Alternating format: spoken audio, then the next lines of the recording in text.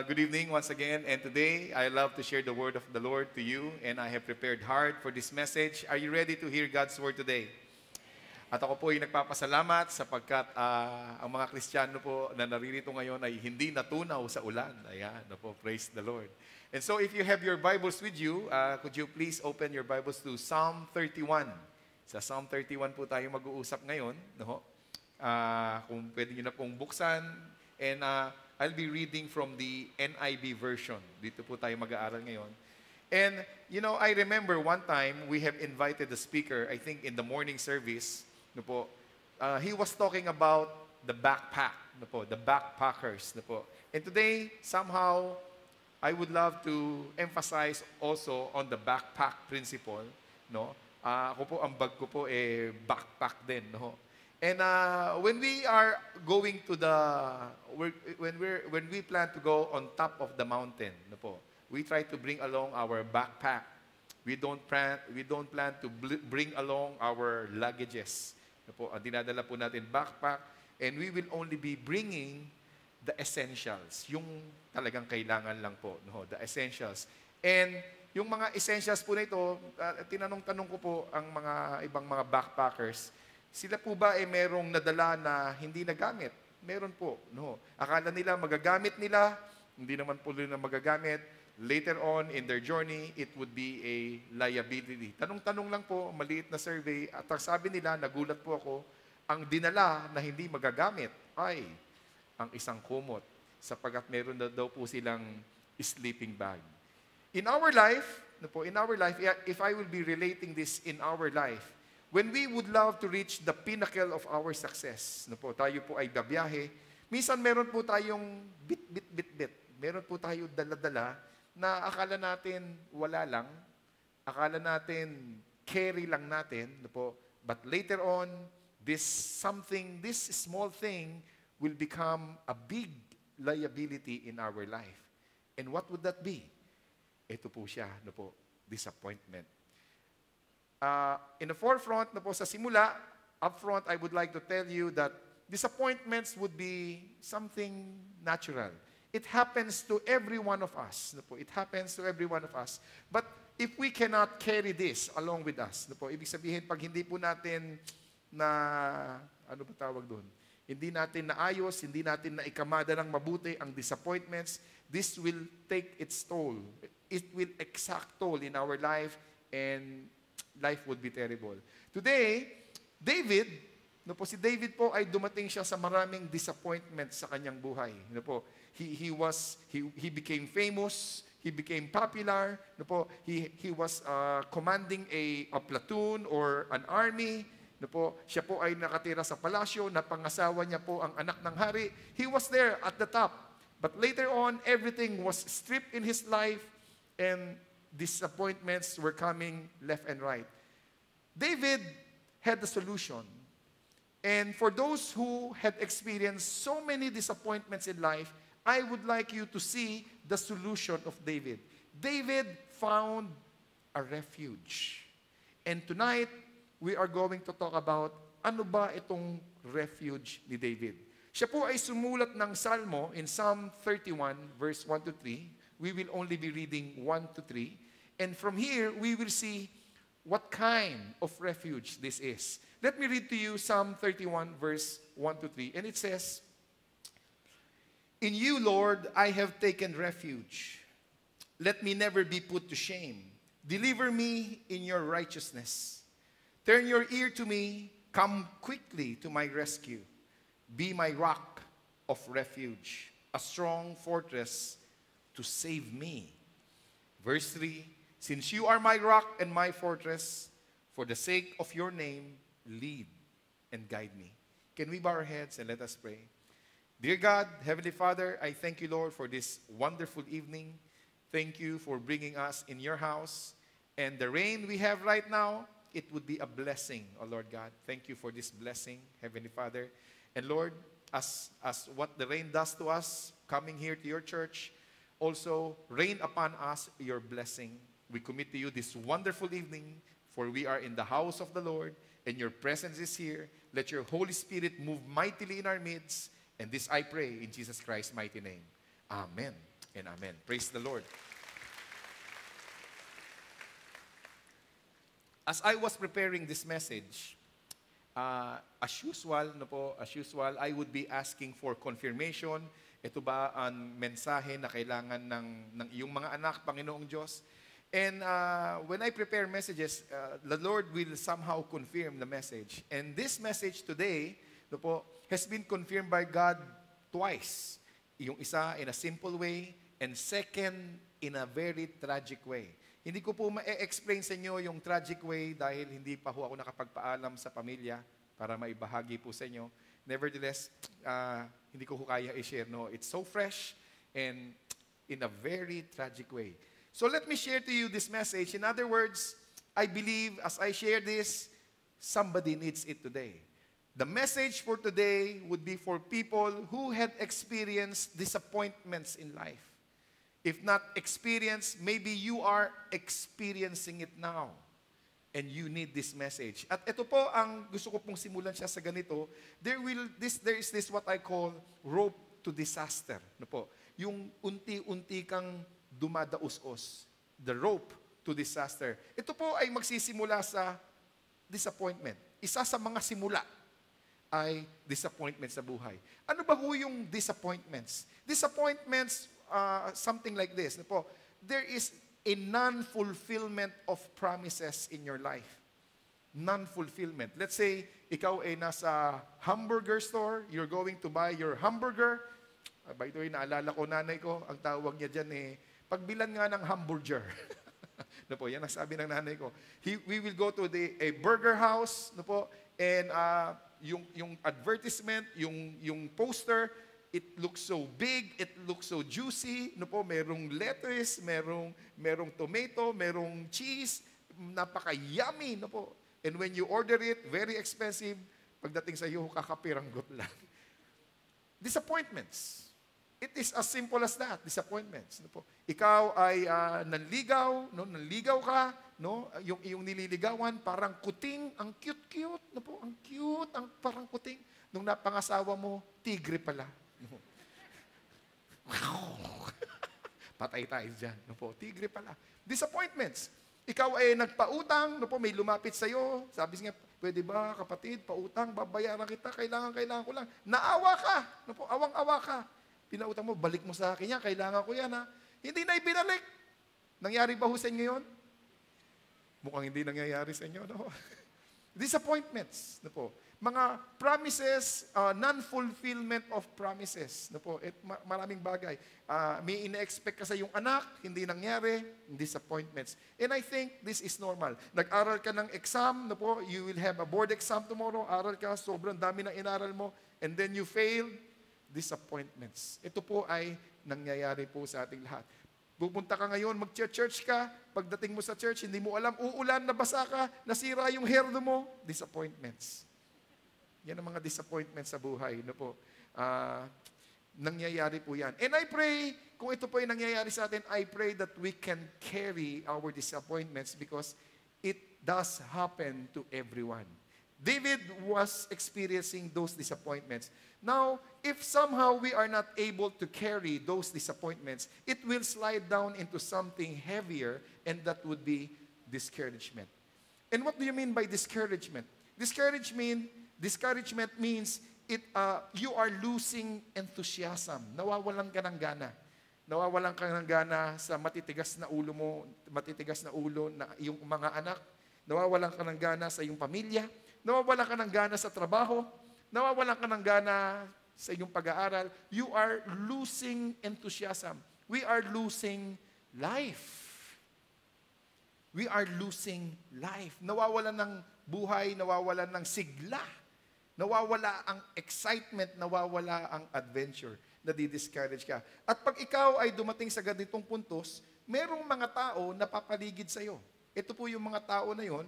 Nakita ko po yung sinabi ni former Disney World manager. Sabi niya, those who lack courage are the ones who discourage. May mga tao pang iba, may mga taong pang iba na walang lakas ng loob, discouraged din sila. At pag nakita ka nilang discouraged, ikaw papalibutan nila, sila magiging miron. Maraming miron, maraming usyusero. At these people will also be the one adding insult to injury. They will, gagatungan pa nila yung discouragement mo. Discourage ka na nga, lalo ka pang madi-discourage. Sasabihin sa'yo, hindi mo talaga kaya yan, pare. Talagang hindi mo kaya yan. Huwag mo nang gawin yan. Dini-discourage pa tayo lalo ng mga bagay-bagay. And I pray, when we have reached this point, I pray, let us stop here already. Why? Because when we slide down further, it will become more serious. What will happen when we are discouraged and once again, we are not able to handle it, then it becomes despair. And what do you mean by despair? Despair means the absence of hope. The absence of hope. Nawawalan ka na ng pag-asa. Na-discourage, walang sigla, the absence of hope. No? Tinatamad ka na, natatamad ka na, losing enthusiasm to go to church. And then when you are in the church, still there is no hope. You don't find hope. Mahirap pag nawala po ang pag-asa sa isang tao. Alam mo kapatid, kung nawawalan ka ng pag-asa, gusto kong sabihin sa iyo, ang Panginoong Diyos ang malaki mong pag-asa sa iyong buhay. Pinakamalaki mong pag-asa. You are in the right place at the right time. No po? Kaya huwag kang mawawala ng pag-asa. No po? Despair. No po? And pag nawala ng pag-asa, ang isang tao, it can go anywhere. Life can go anywhere already. Nawalan ka na ng pag-asa eh. Pwedeng magwala, pwedeng tapusin ang buhay. No po? Marami na pong mangyayari pag nawala ng pag-asa ang tao, and it will become distress. When you are stressed, no po, pag ikaw ay na-stress, okay pa yung stress eh. It's the physiological of your life, of your being. Nai-stress ka. No po? Mahirap na nga yun eh, yung nai-stress ka. Pero yung madistress, mas mabigat po yung madi-distress. Ano po yung distress? Extreme sorrow. It's the extreme sorrow. Our body cannot take extreme sorrow. Sobrang kalungkutan. Hindi po kaya ng katawan natin yun. No po? Extreme sorrow. Ito po yung nagkukulong ka na lang, ayaw mo may makausap. Extreme sorrow. At pag hindi pa natin na-handle ang distress, then it becomes depression. This time, it becomes a clinical term. And what do you mean by depression? It is severe mental disturbance. Kung ano-ano na naiisip mo, may pinaglalaruan ka ng baril, may nakikita ka na kung ano-ano, hindi ka na makatulog, your mind keeps on running and there is no more rest, this would be severe mental disturbance. And after this, if we don't get a medical treatment, no po, ang babaksakan po ay destruction. It would be doom. David had encountered all of this. Remember, he played the role of a crazy person. No po, dumating po siya sa ganun. No po. He played all of this and he found a way. He found an escape. And that is what I would love to show you tonight. What is that route of escape? There would be people who will not be lucky enough to find that escape. Like for example, this guy.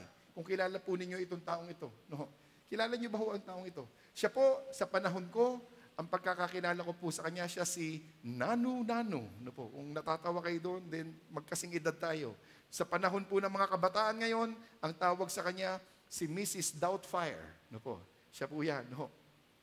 This guy had brought, Robin Williams had brought so much laughter in the world. No po? Sa bawat tahanan, sa mundo, siya po ay nakapagbigay ng kagalakan. At ito po ang mga award na nakuha na nasamsam no po, ni Robin Williams. Ito po ang isang katutak na kanyang awards. Nevertheless, even if he would be bringing laughter in every home, siya po ay tinamaan ng depression. No po, severe sorrow. Napapatawa niya ang ibang tao, but it brought severe sorrow in his heart. Why? Sapagkat sa kanyang mismong tahanan, hindi niya mapasaya ang kanyang pamilya. He cannot bring laughter in his home. Yung kanyang misis, pag binasa mo yung kanyang biography, yung kanyang misis, hindi niya mapatawa.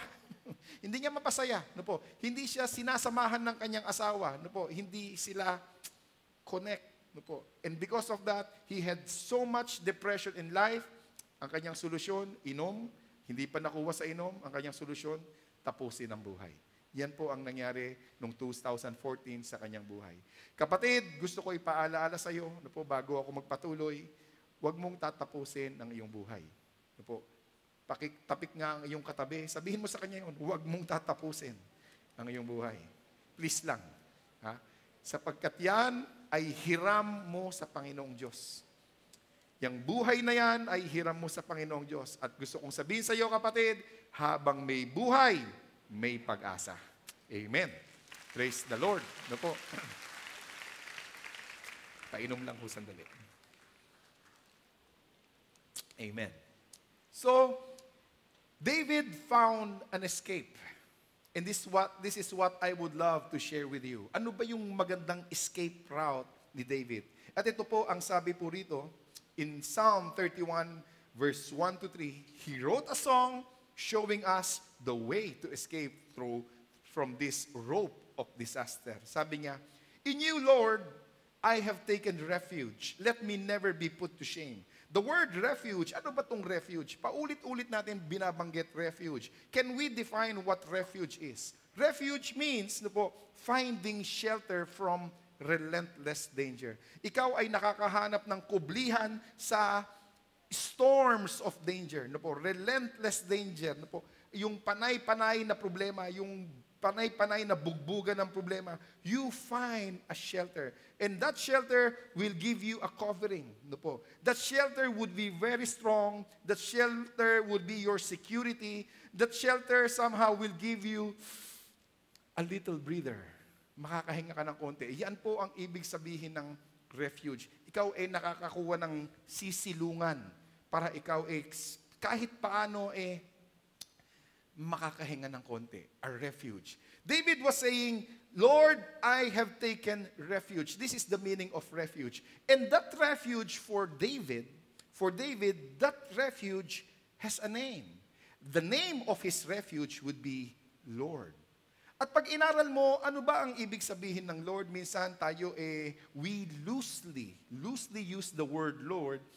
Pag ito pong Lord na ito ay tinignan mo sa Hebrew meaning, ang pagkaka-define po ng Lord ay self-existent. Meaning to say, ayan na siya. Ano po, hindi mo siya nilikha. Tayo po ay nilikha. Lahat po ay nilikha. Heaven and earth, it was created. This Lord, He's just there. Our finite mind will not be able to comprehend that. When the Bible described this self-existent God as the Alpha and the Omega, the beginning and the end, no beginning, no ending, the finite mind, our limited mind, will not be able to comprehend that except using our faith.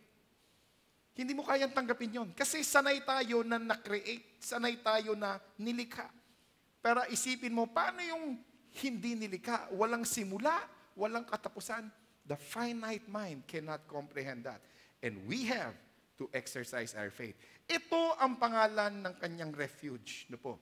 The refuge will not only be providing shelter.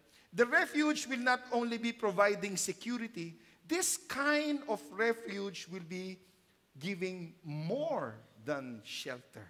And gusto ko pong isa-isahin, ano pa ba ang ibibigay nitong refuge na ito na maliban sa shelter? Ito po ang sabi ni David, in you, self-existent God, I have taken refuge. Let me never be put to shame. This refuge, when you take shelter upon this refuge will not shame you. At this point in time, David did not do anything shameful. Hindi ho siya gumawa ng anything na kasalanan. He did nothing shameful. Nevertheless, when he did something shameful down the road, down in his Christian walk, down in his journey, he did something shameful. Nevertheless, he was never put to shame. Yes, he was reprimanded. Yes, the Lord was angry with him, but David was never put to shame. Still, at the end of the story, David will be known as a man after God's own heart. Amen ho ba yun? Tama ba yun?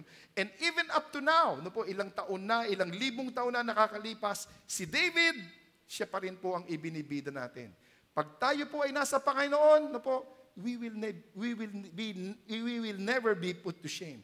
What is this shame all about? Alam ko po ay meron pong isang magandang istorya, nangyari po when I was in Japan. What is this shame all about? Ano ba itong kahihiyan? Kahihiyan. Minsan po, nandun po kami sa mall, and I was planning to buy an earphone for my daughter, Abby. Bibili po ako ng earphone. Nasa Japan po kami sa Free Tax Mall. Free Tax. Punta kami doon. At habang nandun po kami, sabi ko, ito mukhang maganda to. Lahat po ng gamit po doon sa mall na yon ay selyado. Selyado lahat. Nakasil, hindi mahirap buksan. Sabi ko, ito, type ko to. Sabi ko, pastor, may pastor po sa Japan, Church of God pastor, Pilipino, marunong na po siya maghapon. Sabi ko, pastor, pwede bang testingin natin to para mapakinggan ko kung okay tong earphone na ito. So, tinawag niya po yung hapon, yung nag-iingat sa mga gamit doon. So, naghapon-hapon sila. Hapon-hapon sila. Tapos, sabi nung hapon, no, hindi pwede. Nakita. Itsura pa lang, naintindihan ko na. No? Itsura, hindi pwede. Pambihira. Nakiusap yung pastor, si Pastor Pepito, nakiusap siya.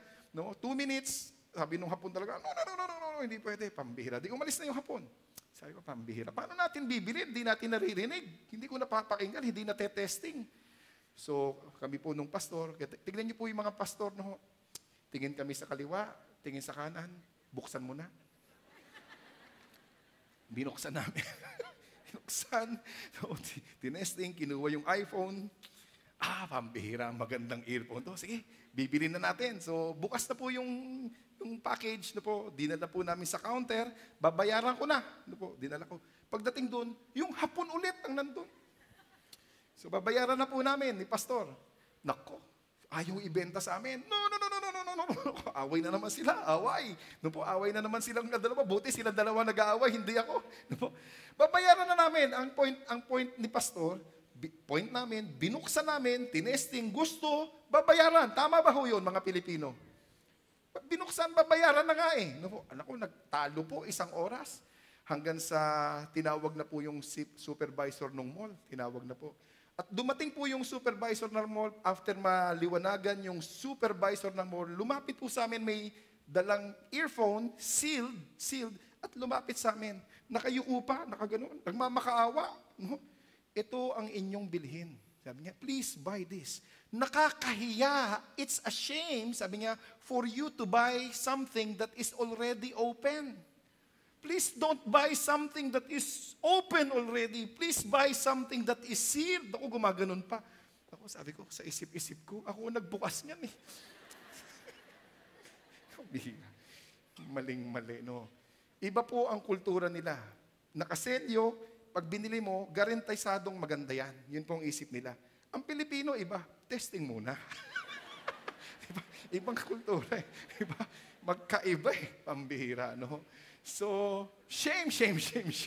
Ayaw po nilang mapapahiya. Ayaw po nilang mapapahiya.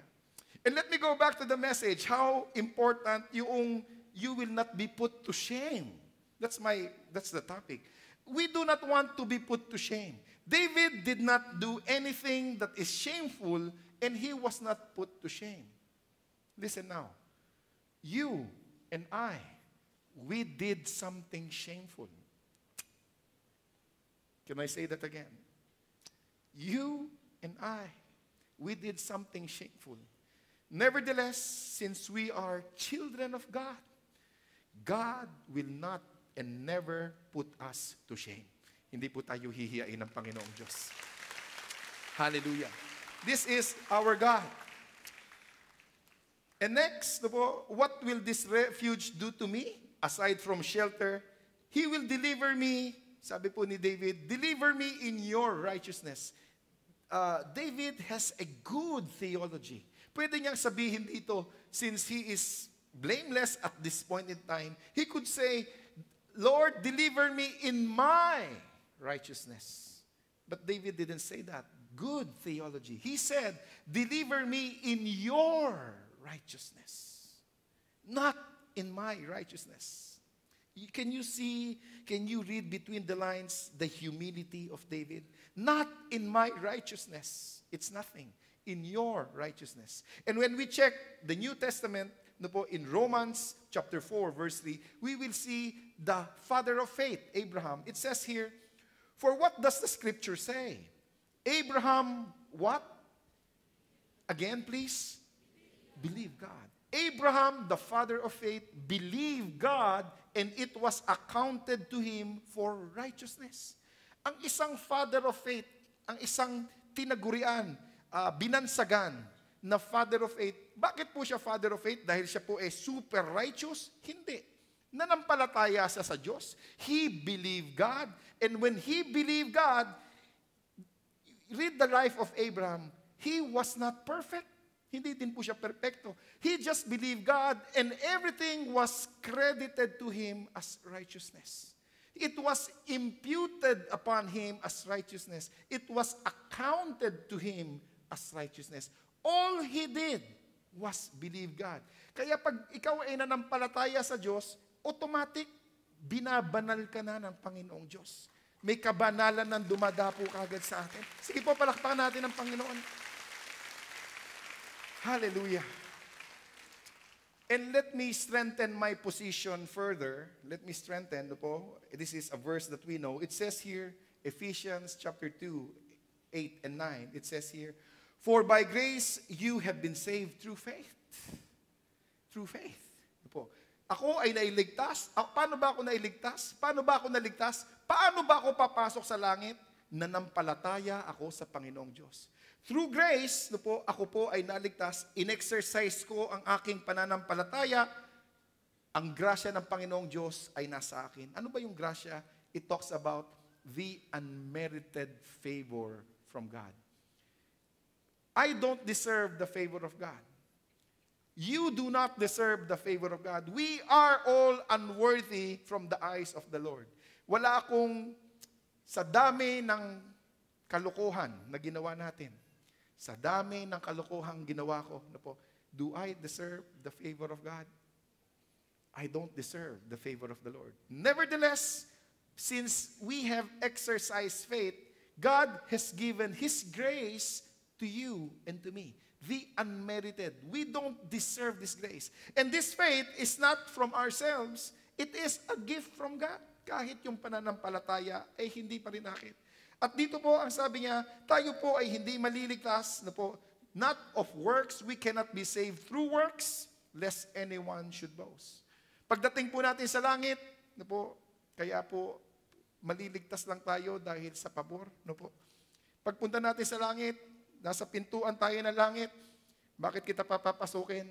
Pwede ba nating sabihin, Panginoon, kasi nung ako ay nasa lupa, ako ay naglakad ng nakaluhod mula Quiapo hanggang Dasmariñas. Sorry. Bakit kita papapasukin sa langit? Tatanungin po tayo. Ito po ang secret code pag nandun na kayo sa pintuan. Pakinggan niyo po mabuti. Bakit ka papasukin sa langit? Sasabihin mo, Panginoon, ako ay nagbigay ng maraming abuloy nung ako po ay nasa lupa. Sorry. Bakit kita papasukin sa langit? Panginoon, kasi umaga, tanghali, gabi, ako ay tumutulong sa simbahan. Bakit kita papasukin sa langit? Kapatid, makakapasok ka lang sa langit kasi nanampalataya ka kay Kristo Jesus. Yun. Nanampalataya ka. And it will be credited to you as righteousness, imputed upon us as righteousness. Let me move on with the message. And then he continued, in verse 2, David said, turn your ear to me. Turn your ear to me. Alam niyo po, mayroon pong tinuturo ang mga kabataan ng church sa akin. Sabi niya, Pastor, gawin mo to. Ano ba yan? Basta gawin mo yan. Ano yun? Ano daw yun? Ano yung tawag doon? Pakiulit. Ano yun? Baby wave. Ang bihira. Kahapon meron pong project management team na ministry. Meron po silang gawain kahapon. Kumunti po yung umaaten. Nung 1 o'clock kasi yung kanilang gawain. Sabi, nanood daw ng Aldab Ang bihira. Anyway, alam nyo, Kapatid, para tignan ka ng Panginoong Diyos, para pakinggan ka ng Panginoong Diyos, hindi mo na kailangan ng pabebeway. Dahil ikaw ay anak niya, pakikinggan ka ng Panginoong Diyos, kapatid. The Lord will listen to you. And when the Lord listens, makinig lang, wow, what a joy, napakinggan ka ng Panginoong Diyos. Ha? When He comes to you and listens to you, okay na ako ron. Alam niyo po, tao nga lang ang makinig sa'yo. Tao pa lang ang makinig sa'yo, umu-okay na ako eh. No? Last week, I had a very stressful day. It's very stressful week. This week, I have to preach yesterday and I have to preach today. I have to prepare messages. And aside from that, I have to do administrative work of the church. And there is national, there would be local, there will be international. And so stressful, I tell you, so stressful. And may naging problema, I cannot share to you the problem, and I was agitated, I was angry, I was disappointed, I was discouraged. So I have to talk to my superintendent. I called up my superintendent, he was in the States today, he's in the States today, at tumawag po ako, 6:00 ng madaling araw sa kanya, 6:00 ng hapon sa akin. Tinawagan ko siya, sabi ko, Brother Mark, sabi ko, I feel bad today. Sabi ko, I'm so discouraged, I'm disappointed. I just would love to vent out. Ibubuhos ko sa iyo ang galit ko. Meron ba kayong ganong tao kung kanino nyo ibubuhos? Mapwera sa asawa? No. Anyway, no. I vent out my anger. I was so disappointed. No. And I'm telling him what's my position. And later on, nasabi niya, and aside from nasabi niya, nag-email pa siya sa akin. Ito po yung email niya sa akin. I just want to show you his email to me. Ito po ang sabi niya. Bottom line, sabi niya, Dr. Hill, our missions director, Dr. Hill and I are very much in your corner. Wow. When he sent that email, when he sent that message, okay na ako. Okay na ako. When you are on my side, when you are in my corner, okay na, nagkakaintindihan. Kahit ano nangyayaring kaguluhan, I know that you're in my corner, okay na. Tao pa lang yan. Gusto kong sabihin sa iyo, kapatid, ang Diyos, kakampi mo ang Panginoong Diyos. Hallelujah. Mas okay yun. Mas okay yun, di ba? Mas okay yun. Tao nga lang ang kumampi sa iyo, okay na eh. Lalo na, kakampi mo ang Panginoong Diyos. God is on your side. So turn your ears to me, come quickly to my rescue. And how quickly is quickly? Ang tao may kanya-kanya tayong timetable. Ano ba yung quick sa'yo? The quick for you might not be quick for another person. At gusto natin ang rescue would be immediate. Pero meron po tayong naririnig sa mga tao. Meron tayong naririnig na wrong timing. Gusto ko lang po malaman. Do you like wrong timing? Ayaw natin. Wrong nga eh, no? Wrong timing. Ayaw natin yan. Etong susunod, ito po ba, boboto ba kayo dito? Taas ang kamay, ang boboto dito. Right timing! Ayun, pambihira, may gusto na ng right timing. Okay, wala na hong baguhan ha. Right timing, binoto mo na. Eto, gusto nyo ba ito? Perfect timing. Pambihira, nagbago isip. Perfect timing, taas ang kamay na gusto mo, perfect timing. Pambihira, ano pa ang magkakamali dyan? Wala nang baguhan ha, wala nang baguhan. Sabi nung isa, sandali.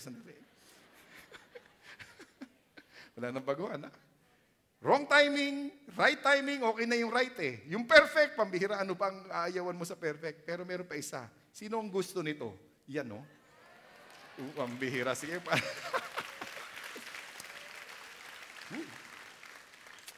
May pagkakaiba ba yung perfect at saka God's timing? Meron. Yung perfect at God's timing, may pinagkakaiba yan. Kasi yung wrong timing para sa akin, wrong timing, sa tingin ko, pambihira, wrong timing. It could be the God's timing in my life.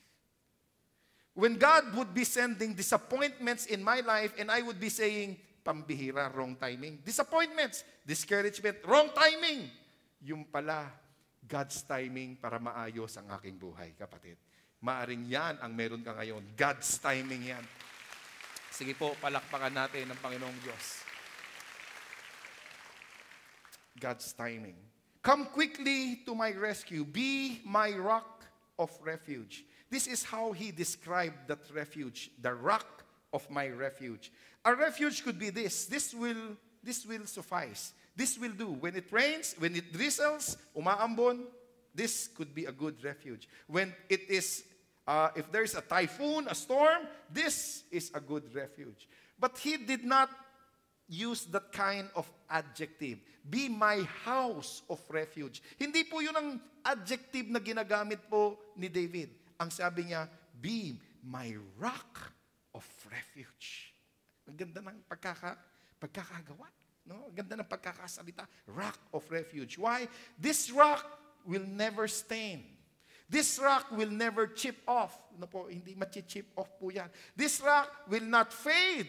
This rock will not crack under pressure. Hindi magkakrak yan. Pag yan, sinabject mo sa init, sinabject mo sa lamig, hindi po magkakrak yan. Yang rock of refuge na yan, sasamahan ka kapatid, habang ikaw ay nabubuhay. Amen? Sasamahan ka yan. The rock of refuge. And who is this rock of refuge? Who is this rock of refuge? I need to bring you again to the New Testament. In 1 Corinthians 10, verse 1 to 4, it says here, Apostle Paul, Saint Paul would be describing what transpired long time ago, what happened to their ancestors. Sabi po niya dito, moreover, brethren, I do not want you to be unaware that all our fathers were under the cloud and all passed through the sea. Remember, he was talking about Moses. In the morning, there will be pillars of cloud. In the evening, there will be pillars of fire. And they passed through the Red Sea. Yun po ang sinasabi po dito sa New Testament. All were baptized into Moses in the cloud and in the sea. And all ate the same spiritual food, the bread from heaven, which we now know it's manna from heaven. And then he continued in verse 4, and all drank the same spiritual drink. Lahat uminom. Ano po itong spiritual drink na ito? Sa desierto, in the wilderness, they have stayed in the wilderness for 40 years, and they had this spiritual drink. Hindi sila nauuhaw. Nakakainom sila ng masarap na tubig. Ano ba ho yun? Ito po yun. For they drank of that spiritual rock. Could you please take note of that? What follows? That what? The rock, the spiritual rock that followed them, a rock that followed them, and that rock was who? It's Jesus Christ. That refuge that you are going to run through, His name is Jesus Christ. Yan ang ating Panginoong Diyos, our rock of refuge. Hallelujah. No po. And so, no po, this rock of refuge, Paul continued, since you are my rock, and since you are my fortress, for the sake of your name, lead and guide me. In our life, we need guidance. In our life, we need somebody to lead us. Ang tao, minsan, ito po ang kanyang problema. Pag siya po ay nakapag-aral, pag siya po ay nakapagtapos na, pag siya po ay nagkaroon na ng maraming experience, pag siya po ay nagmasteral, pag siya po ay nagdoctorate, pag siya po ay yumaman, ang sinasabi niya, I don't need a guide. I have studied all of these things and I don't need a guide. Why will I need a guide? I don't even need a God. If there is a God, God will come in handy. Pag may kailangan ako, you come in. If I don't need you, you stay there. Because I don't need a guide. But look at David. Tingnan niyo po si David. In his humility. I pray that we could see and we could smell his humility. He said, God, I need a guide and I need somebody who will lead me in my life. We need somebody who will lead us. Why? You know why? Because no matter how successful you are in your life, no matter how rich, no matter how educated you are in your life, we need somebody to lead us in our life. Why? Because we do not know what will happen tomorrow. We don't know what will happen later. We don't know what will happen. We don't know what will happen after the next 5 minutes. That's why we need a guide. Mag-aasawa tayo, hindi natin alam kung saan patutungo ang ating relasyon. Manganganak tayo, hindi natin alam kung ano ang mangyayari sa ating mga anak. That's why I need a guide. Tayo po ay magninegosyo, tayo ay mag-i-invest ng business. We don't know what will happen 5 years down the road. We need a guide. Maybe we are healthy today. We are healthy and strong today. But later tomorrow, wag naman po sana, we don't know what will happen with our health. And that's why we need a guide in our life. And the Lord, the rock of refuge, will be providing you guidance and leadership. Yan po ang maganda sa rock of refuge natin. In summary, wow, I have extended my preaching. Sorry. What is this refuge? This refuge, let me summarize. This refuge will never put you and me to shame. Even sometimes what we're doing is shameful. This refuge will never put you to shame. This refuge can deliver. He promised and He will deliver. Some others won't, but He will deliver. This refuge listens. Hindi ka na pwede, kahit wag ka na magpa-bebe-wave, He will listen. This refuge is on your side. And that's good enough. This refuge can save. This refuge will lead us through and through. Finally, let me share to you what I have learned from the Movers seminar. Ano po? Movers, we do this twice a year. We call pastors, Church of God pastors from north to south of the Philippines. They converge here. We share to them what we know. We exchange ideas. They learn from me. I learn from them. And this is something that I have learned from the pastors from Mindanao. This is what I have learned. Sabi nila, sa Mindanao daw po, meron po silang tinatawag na titirikan kita ng kawayan. Yung kinikwento po sa akin yung salitang ganon, titirikan kita ng kawayan. Kawayan, bamboo tree. Walang dating sa akin. Pero sila naglalakihan na yung kanilang mga mata. Sabi ko, ano ba ibig sabihin ng titirikan ka ng kawayan? Sabi niya, alam mo, pastor, sa amin, sa Mindanao, meron kaming kaugalian, sabi niya. May kaugalian kami sa Mindanao. Pag kami ay may alitan, pag kami ay may disappointment sa buhay, pag kami ay discouraged, pag kami ay in despair at nagkakagalit na kami ng kapitbahay, ng kamag-anak, ng mag-asawa, kami ay kukuha ng kawayan, ititirik namin sa gitna namin. Kawayan, itatanim namin ng kawayan, yan ay lalago. At habang lumalago ang kawayan, ito ang magpapaala-ala sa atin dalawa na tayo ay magkagalit. Lupit, no? Nagtanim para may paala-ala na tayo ay magkagalit. Ito ang magpapaala-ala na tayo ay magkagalit. Ito ang magpapaala-ala kung ano ang ating pinag-aawayan.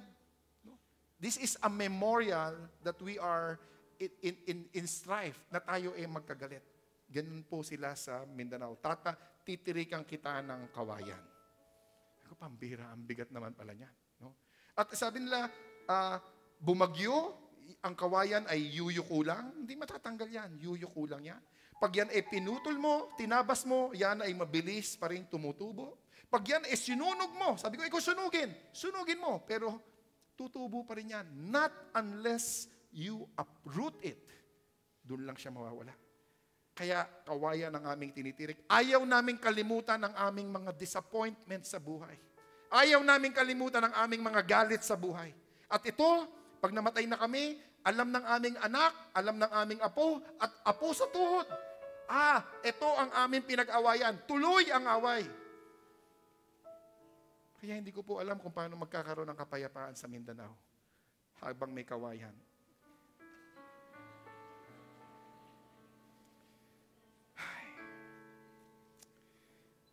For those who have this kind of theology in life, if you have this kind of mentality, tirikan natin ang kawayan. Walang kalimutan ng disappointments, ha?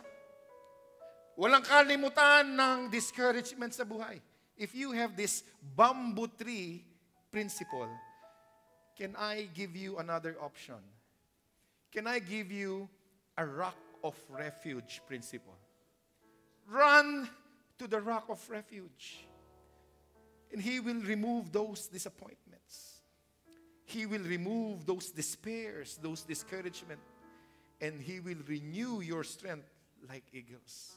Babaguhin tayo nitong rock of refuge. This refuge can offer more than a shelter. In fact, that refuge offered His life for you to live. So today, as the worship team sings, I went over time, I'm sorry. If you have disappointments in life, if you are disappointed, you're encountering that, could you just run to the altar and lay it down before the Lord as the worship team sings this song, Come in Jesus' name.